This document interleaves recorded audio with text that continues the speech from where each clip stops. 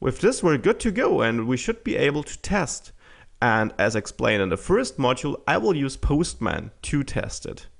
Now, depending on your setup, you may just use localhost as your domain here, but since I use my virtual machine with Vagrant and Homestead, I've assigned an URL to this route, which is laravel-rest.dev. But in the end, this will result in the same if you're developing on your machine and have localhost there. So I entered the route to get all meetings, and let's see what happens if I click send. This works. Does it also work if I add an ID here? It also works. What if I send a post request there, which I would do if I created a new meeting?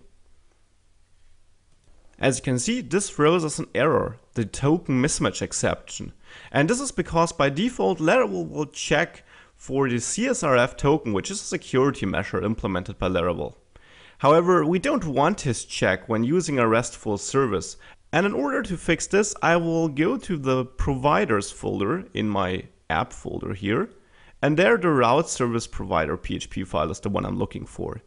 In this file, I have at the very bottom of it a setup which sets up that each route will get this web middleware applied. And this web middleware includes, amongst other things we won't need here, the CSRF protection. Now for a RESTful service we won't need this web middleware, and therefore I can securely get rid of this.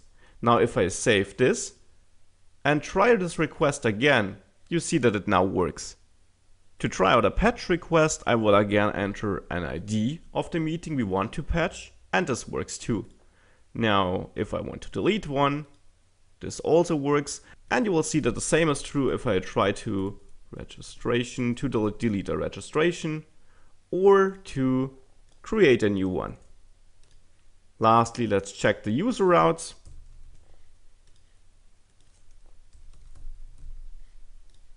Great. So with this we set up the routing of our application, and this is the very important first step. As you saw, it was quite easy with Laravel's help.